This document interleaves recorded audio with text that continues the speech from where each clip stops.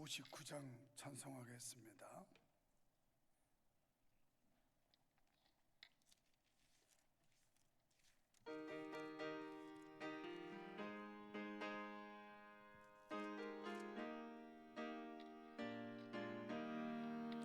예수가 함께 계시니 시험이 오나 겁없네. 기쁨의 원원 되시는 예수를 위해 삽시다. 날마다 주를 섬기며 언제나 너를 그리고 그 사랑 안에 살면서 딴 길로 가지 맙시다. 이 세상 사는 동안에 주 이름 증거하면서 무한한 복나 주시는 예수를 위해 삽시다. 날마다 주를 섬기며 언제나 너를 그리고 그 사랑 안에 살면서 딴 길로 가지 맙시다. 이 세상 친구 없어도 예수는 나의 친구니 불의한 일을 버리고 예수를 위해 삽시다.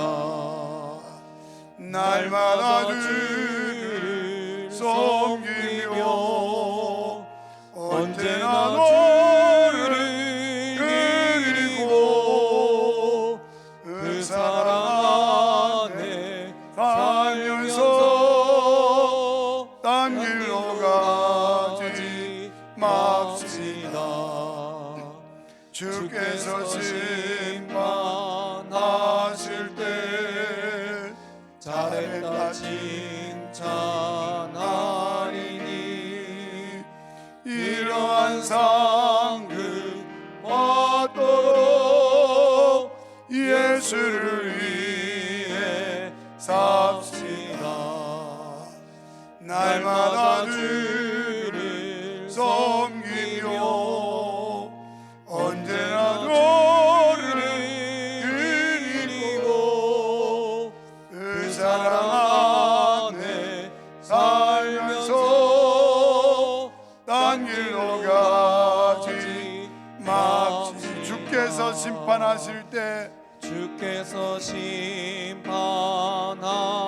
때 잘했다 칭찬하리니 이러한 상급 받도록 예수를 위해 삽시다. 날마다 주를 섬기며 언제나 주를 기리고 그 사랑 안에 살면서 딴 길로 가지 맙시다. 고린도전서 4장 1절에서 5절입니다.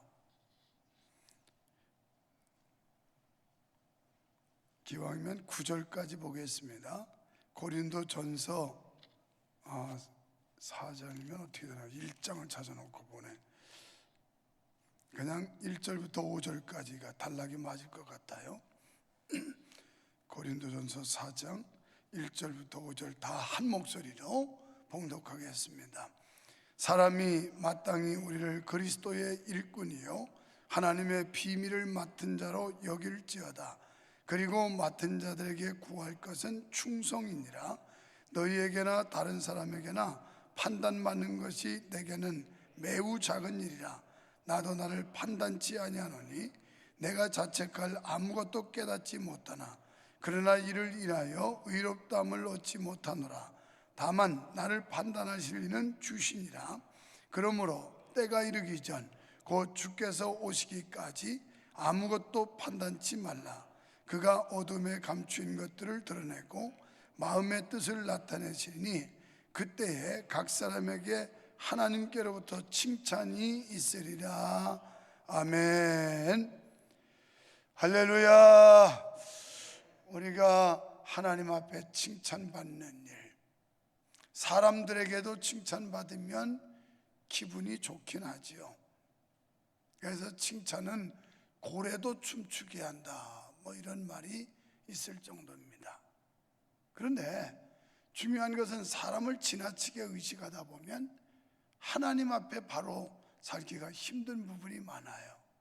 그러니까 하나님이 기준이 돼야 되는데 사람이 기준이 돼서 사람의 비유를 거스르지 않다 보면 자칫하면 하나님의 뜻을 거스릴 수 있는 이런 소지가 있다는 것입니다. 그래서 주님의 충성된 일꾼이라면 어떻게 해야 될까? 사도 바울은 자신을 포함한 모든 복음 사역자들을 그리스도의 일꾼이요 또 하나님의 비밀을 맡은 자라 이렇게 지칭하고 있어요. 우리는 모두 일꾼이라는 거예요. 제가 어디 가서 잘 써먹는 얘기 중에 구경꾼 되지 말고 일꾼 되고, 관중 되지 말고 선수가 되고, 나그네가 되지 말고 주인이 되자, 이런 걸 이제 교회 가서 설교할 기회가 있으면 많이 강조해요. 일꾼과 구경꾼의 차이는 아주 큰 차이죠. 그래서 일꾼은 자기에게 주어진 몫을 충실하게 땀을 흘리면서 감당하는 사람이라면 구경꾼은 그냥 뭐 구경하고 놀고 있는 사람이죠. 근데 일꾼은 자기 몫에 대여진 것, 주어진 일을 감당하기 위해서 최선을 다해 사는 사람이라면 구경꾼은 그냥 구경하다가 실증나면 또 다른 곳으로 옮겨가고 떠나가고 그럴 수 있는 사람이 구경꾼이에요.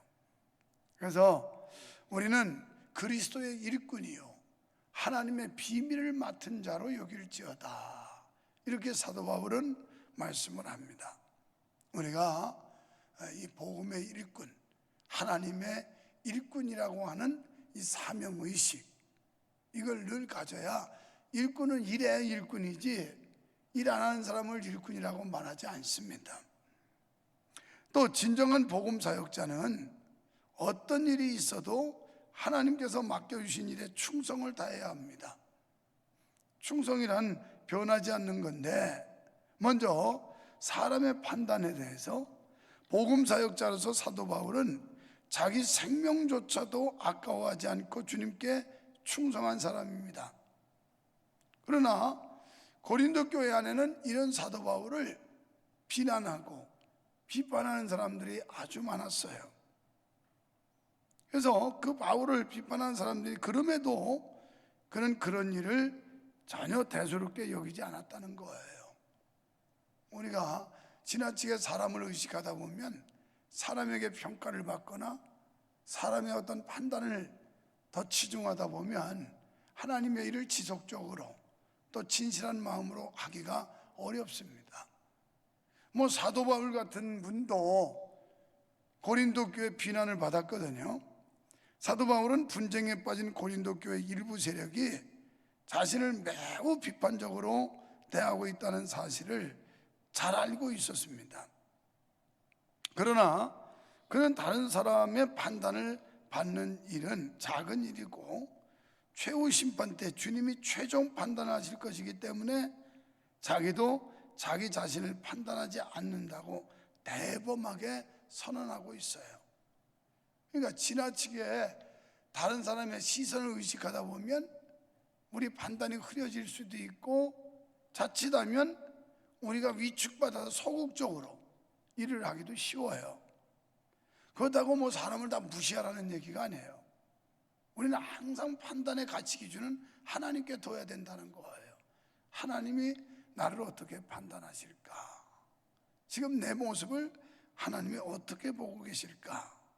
그래서 5절에서 바울은 같은 맥락에서 고린도 교회 성도들에게도 주님이 다시 오실 때까지 아무도 판단하지 말아라, 이런 말씀을 주고 있어요.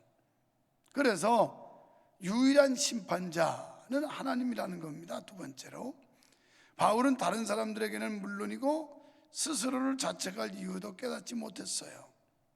그렇다고 바울이 자신은 완벽하다고 주장하지도 않았습니다. 이게 교만이죠. 나는 완벽해. 그 바울은 자기가 완벽하다고 주장하지 않고 또 자기의 의로 구원받았다고 말하지도 않아요. 본문에 보면 우리는 자기의 의로, 자기의 완벽함으로 구원받을 사람은 아무도 없다는 거예요. 이게 바울의 신앙이에요. 우리는 하나님의 의로 구원받은 사람 아니겠어요? 십자가의 은혜로 구원받은 사람들이고, 그러니까 인간의 행위로 구원받을 사람은 아무도 없다는 겁니다. 하나님의 은혜로 구원받은 사람들이에요. 그래서 사도 바울도 자기 자신이 완벽하다고 주장하지 않고 또 다른 사람이 비난하고 비판하는 일에 거기에 좌우되지도 않고, 그렇다고 자기가 완전해서 자기 의로 구원받았다라고 말하고 있지도 않습니다. 그래서 주님만이 사람을 판단하실 수 있고, 사람은 자기 행위가 아닌 오직 주님의 은혜를 믿음으로만 의롭게 되기 때문이라, 이렇게 말씀하고 있어요.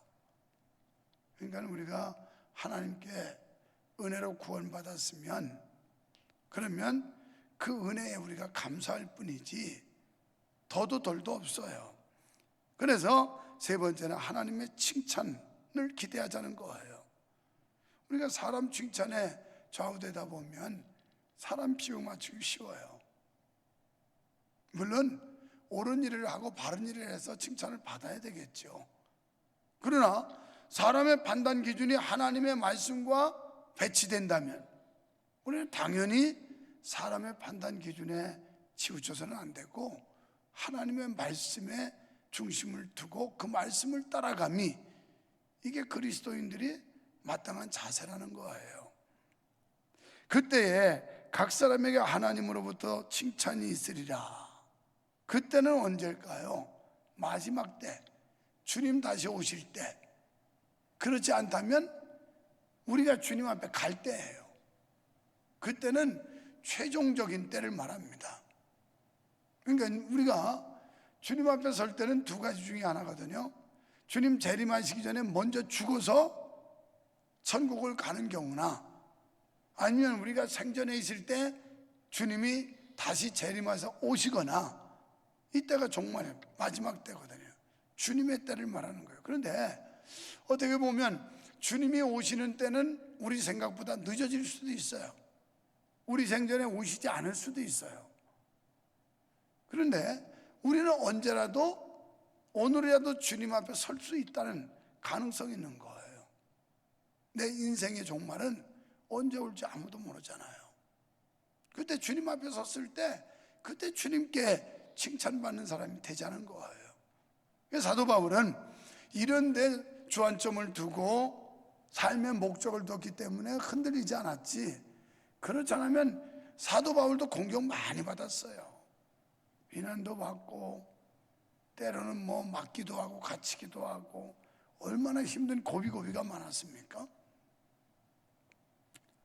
그러나 그게 아마 사도 바울에게 면류관으로 남지 않을까, 이렇게 우리가 성경을 통해 볼 수가 있게 돼요. 어제 제가 제 책상 앞에 이런 거 써놨어요. 흐르는 시냇물에서 돌을 제거하면, 이게 서양속담 얼마 전에 제가 말씀드린 적 있죠. 돌을 제거하면 그 냇물은 노래를 잃어버린다. 그 수많은 돌들, 나무 뚱클들, 이런 것이 물이 흐르는데 그것들이 막아서 부딪히게 함으로 졸졸졸 시냇물에 노래를 만들어낸다. 굉장히 참 좋은 속담이라고 하세요. 우리가 인생 사는데 믿음 생활하는데도 아무것도 거침이 없다면 물론 편안하고 좋겠죠. 그러나 나는 우리 신앙생활이 뭐냐? 장애물 경주하고 똑같다는 거예요. 장애물 경주. 그래서 이 장애물은 뛰어넘는 겁니다. 결승라인까지, 꼬리점까지 장애물 경주를 하고 있는 거예요. 주님 앞에 가는 날까지 장애물을 경주하고 있어요. 그래서 수평을 뛰기도 하고 띠틀을 뛰기도 하고 그물을 헤치고 나가기도 하고 마대자루를 뚫고 나가기도 하고 그러면서 막 달려가요. 우리가 가는 길에 이런 장애물들이 순간순간 원치 않지만 있을 수 있어요. 어떤 때는 어떤 경제적 장애물, 건강의 장애물, 자녀가 장애물, 많은 이런 남편 혹은 아내 이런 장애물들, 이걸 헤치고 나가는 게 우리 신앙의 삶이라는 거죠. 그래서 우리가 주님 앞에 설 때 이제 칭찬받을 걸 기대해야 되는데, 온 세상의 진실이 낱낱이 드러날 것이고 진정으로 자격 있는 사람이 주님께 칭찬을 받을 것이다. 주님을 위한 일꾼으로 살아가면서 다른 사람을 판단하지 마십시오. 여러분, 판단하는 사람 치고 제일 잘 못해요. 자기 일도 제대로 안 하는 사람이 판단을 잘해요. 불평하고 비난하고. 일꾼은 일 안 하고 정신없다니까요. 선수는 뛰기에 바쁘다니까요. 열심히 운동장에서 달리기 바쁘지 그 누가 잘하느니 잘못하느니 이거 따질 겨를 없어요. 그렇게 안 하니까 자꾸 옆에 사람 보고 교회 안에서도 트집 잡고 시비 걸고 그 사람 헐뜯고 이런 못된 짓들 하는 거예요. 그냥 자기 일 묵묵히 하면 돼요. 여기는 여러분들이 각자 자기 일 묵묵히 한다면 문제가 생기지 않아요. 그런데 자기 일은 안 하고 자꾸 남의 거 보고 시비 걸고 비난하고 이러기 때문에 충돌이 생기는 거예요. 여러분은 하나님이 주신 달란트가 있지 않습니까? 그 달란트 잘 감당하면 끝나는 거예요. 그런데 자꾸 자기 영역이 아닌 다른 사람이 하는 일들을 침범한다든지 쓸데없이 간섭한다든지 이래서 쓸데없는 부작용, 이런 거 어떤 소음을 내게 된다는 거죠. 그래서 우리는 다른 사람의 판단으로 인해 실망하지도 말고 또 교만하지도 말아야 됩니다. 오직 주님의 판단과 칭찬만을 생각하면서 충성된 일꾼으로 겸손하게 살아갑시다. 겸손하게 주님 칭찬 기대하면서. 여러분, 충성을 다하는 사람은 주위의 그 어떤 환경과 여건 속에서도 흔들리지 않고 자기 맡은 일에 최선을 다하여 책임을 다하는 사람이 바로 충성을 다하는 사람이에요. 다른 사람이 이렇게 하든지 저렇게 하든지 그것에 관여할 바가 아니에요. 내 믿음 내가 지키면 되는 거예요. 다른 사람 시원찮게 하는 사람 기준 주고 자꾸 자기가 거기에 좌우돼서 자칫하면 자만에 빠지게 돼요. 저 사람들 뭐 저러는데 나는 이 정도면 그래도 내가 도리 다 하고 잘하고 있는 거지. 이러다 보면 자만에 빠지게 돼요. 그냥 다른 사람 신경 쓸 거 없어요. 내가 주님께 받은 사명, 내가 주님께 받은 은혜 가지고 내 맡겨진 일 최선을 다하면 되는 거예요. 또 남들이 알아주든지 몰라주든지 그것도 중요하지 않습니다. 그저 은밀히 보시는 주님께서 모든 것을 알아주신다는 생각을 가지고 그 어떤 환경에서도 흔들리지 않고 든든히 서서 충성해야 할 것입니다.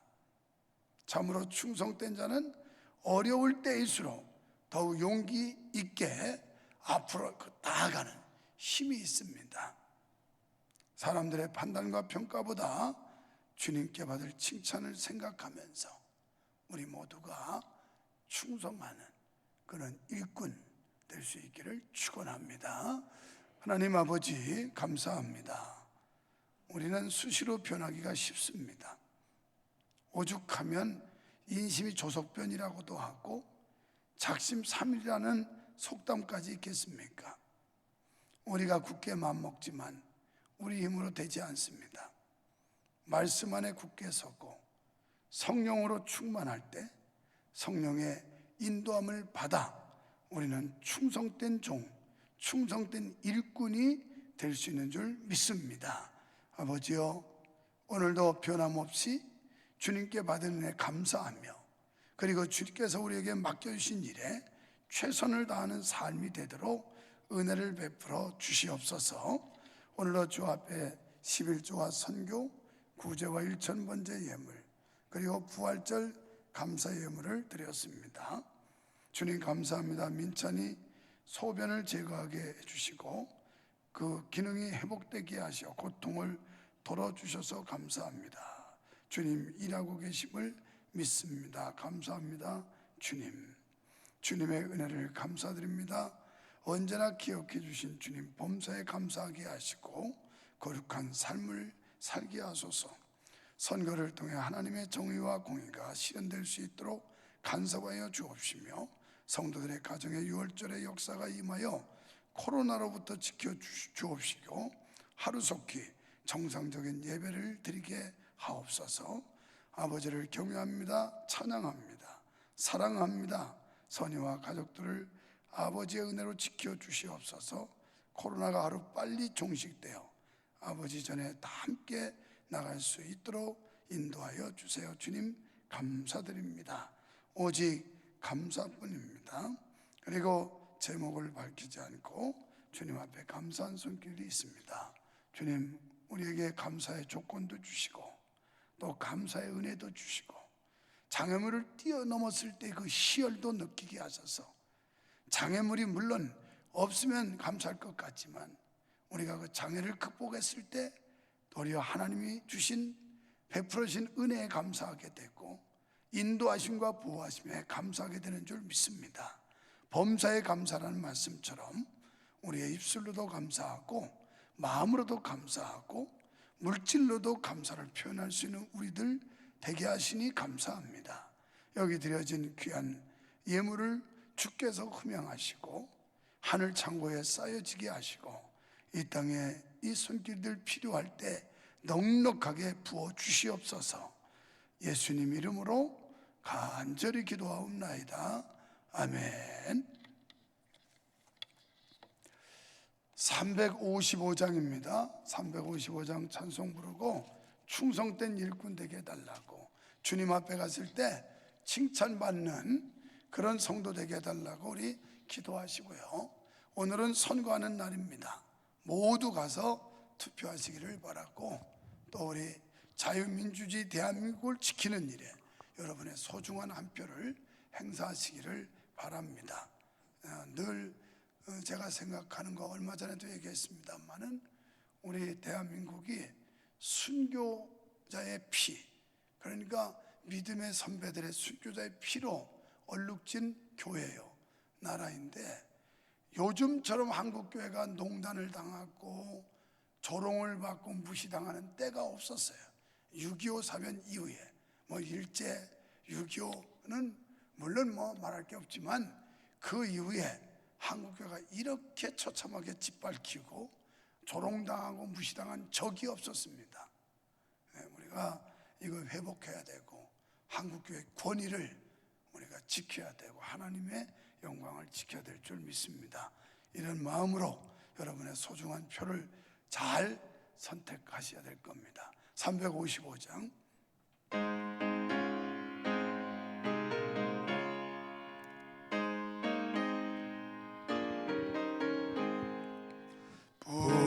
부름받아 나서니 몸 어디든지 가오리다.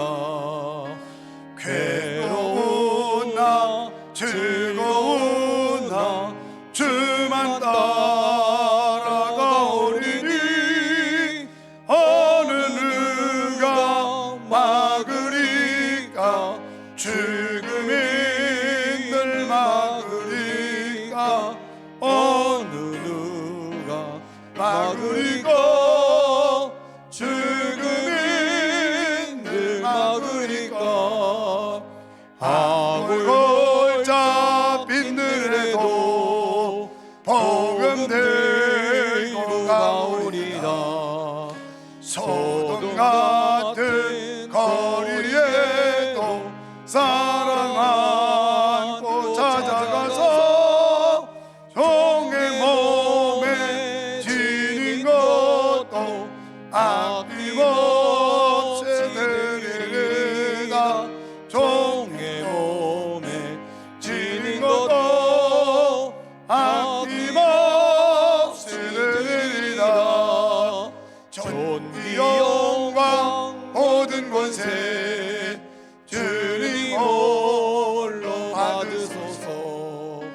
멸시ton대 십자가는 제가 지고 가오리라.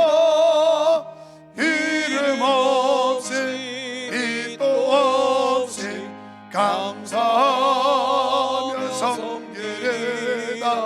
이름 없이 빛도 없이 감사하며 섬기리다. 아멘. 할렐루야. 살아계신 하나님 아버지 감사합니다. 충성된 일꾼 되게 하시고 비밀을 맡은 자로서 하나님이 주신 사명과 직임에 최선을 다하여 주님 앞에 서는 날 칭찬받을 수 있도록 주여 은혜 베풀어 주시옵소서.